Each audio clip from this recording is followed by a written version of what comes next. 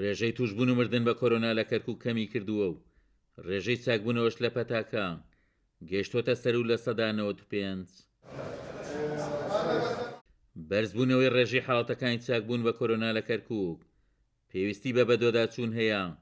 تەندروستی کەرکووک بۆ دڵنیابوون لەو مەسەلەیە هەڵمەتێکی پشکنینی لە ناو قەیسەری کەرکووک ئەنجامدا.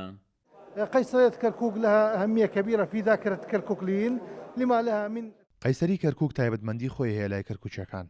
لەو ڕوانگەیەوە بەپێی ڕێنمایی وەزارەتی تەندروستی هەڵمەتێکی پشکنین و وەرگرتنی سمپڵمان لە ناو قەیسەری کەرکووک ئەنجامدا.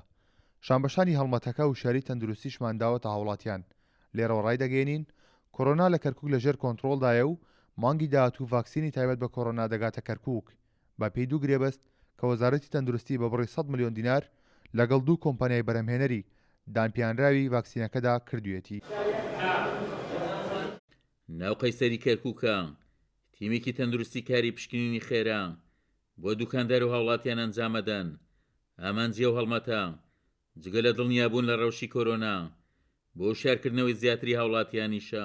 هاتینە بۆ بازاری قەیسەری بە بۆنەی مەسحات وەرگرین بۆ ئەوانەی نەخۆشن ئەوانەی نەخۆش نین مەسەلەن بعضێک کەس هەیە ئەعراض هەیە بعضێک کەس ئەعرازی نییە بەڵام گرنگە زۆر ئەو مەسحەیە بکات طبعاً هیچ زەرری تیا کێشەی تیان نییە.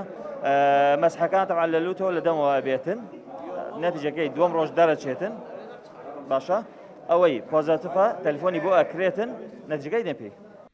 بەپێی دوای ناماری تەندروستی کەرکووک لە ماوەی مانگیەکی ئەم ساڵدا 2764 حاڵەتی توشبوون بە کۆرۆنا لە پارێزگای کەرکووک تۆمار کراوە. لە بەرامبەردا 4824 کەس چاک بوونەتەوە. لە ماوەی مانگێکیشدا تەنیا 24 کەس بە کۆرۆنا لە کەرکووک ژیانی لەدەستداوە. عومەر غەریب، کورسات نیوز، کەرکووک.